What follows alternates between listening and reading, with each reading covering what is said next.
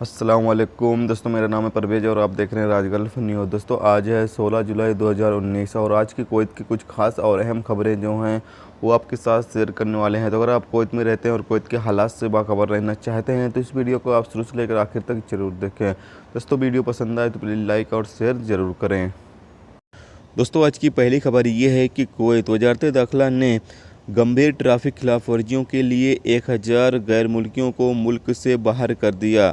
अल Saeed daily report के मुताबिक इन गैर मुल्कियों को बिना लाइसेंस के ड्राइविंग के लिए पकड़ा गया था।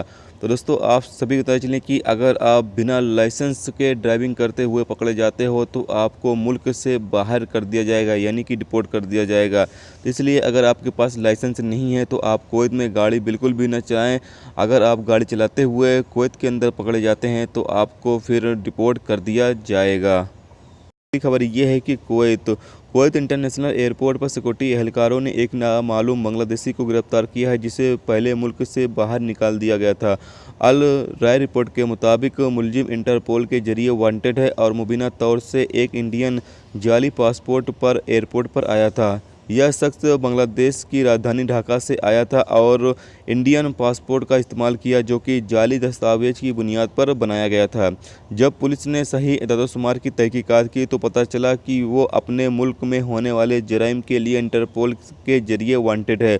उसे मुतालिक एहलकारों को भेज दिया गया है। तो दोस्तों आप सभी को पता चलें कि यह बांग्लादेशी शख्स जो कि ढाका का रहने वाला है लेकिन इंडिया से पासपोर्ट बनवा कर कुवैत में दाखिल होने की कोशिश कर रहा था, जिसे एक बार कुवैत से यानी कि डिपोर्ट कर दिया गया था, लेकिन वो दोबारा कुवैत के अंदर दाखिल होने की कोशिश कर रहा था, जिस पर सिक्योरिटी एहलकारों ने कार्रवाई करते हुए उसे गिरफ्तार कर लिया है। दोस्तों अगली अपडेट ये है कि कुवैत किंग फहद एक्सप्रेसवे पर दो गाड़ियों की टक्कर में कुवैती के एक शहरी की मौत हो गई जबकि दूसरा जख्मी हो गया। सिक्योरिटी जराये के मुताबिक हादसे की खबर मिलने के बाद सिक्योरिटी एहलकार और पैरामेडिक्स मौके पर पहुंचे। दोनों जख्मियों को गाड़ी से बाहर निकाला गया और उन्हें पैरामेडिक्स के लिए भेजा गया तो पता चला कि एक गंभीर चोट से दम तोड़ दिया था जबकि दूसरा बामुश्किल जिंदा था। लाश को फॉरेंसिक डिपार्टमेंट को भेज दिया गया और जख्मी होने वाले को इलाज के लिए अदन अस्पताल में भेज दिया गया है। इसी बीच एक लैंप पोस्ट से टकराने के बाद एक अरब खातून जख्मी हो गई। चमत्कारी तौर से उसके बच्चे को किसी तरह की कोई चोट नहीं आई। पैरामेडिक्स ने उसे इलाज के लिए नज़दीकी अस्पताल में रेफर कर दिया है। दोस्तों अगली अपडेट ये है कि कल कुवैत के एक यूनिवर्सिटी में आग लग गई थी जिस पर काबू पा लिया गया है। Kuwait fire service director KFHD ने कहा फायर अलार्म शुरू होने के बाद इमारत को फौरन खाली कराए जाने की वजह से किसी तरह कोई शख्स जख्मी नहीं हुआ है। दमकल एहलकारों ने आग पर कार्रवाई करते हुए आग पर काबू पा लिया। आग किस वजह से लगी थी इसका पता लगाने के लिए तहकीकात शुरू की गई है। दोस्तों अगली खबर ये है कि कुवैत पुलिस को चोरों की तलाश है जिन्होंने ब्लॉक 9 खितान में 2 मिस्रियों के दूसरी मंजिल के अपार्टमेंट में छलांग लगाई और 1,50,060 मिस्री पाउंड, एक स्मार्टफोन और 21 इंच की टीवी स्क्रीन चुरा लिया। आलमबा रिपोर्ट के मुताबिक मिस्रियों ने अपनी शिकायत में खितान पुलिस स्टेशन को बताया है कि जब वो रात के लगभग 12:30 बजे आए तो उन्होंने दरवाजे पर ताला टूटा हुआ मिला और अपार्टमेंट में तोड़फाड़ की गई थी। पुलिस ने अपार्टमेंट से उंगलियों के निशान ले लिए हैं। दूसरी ओर 1963 में पैदा हुआ एक श्रीलंकाई ने खितान पुलिस स्टेशन को बताया है कि किसी ने उसके कार का शीशा तोड़ दिया और फ़ोन चुरा लिया। दोस्तों अगली अपडेट ये है कि कुवैत पुलिस को एक कुवैती खातून को धोखा देने के लिए एक नामालूम शख्स की तलाश है जिसे माना जाता है कि 30 साल के लगभग है।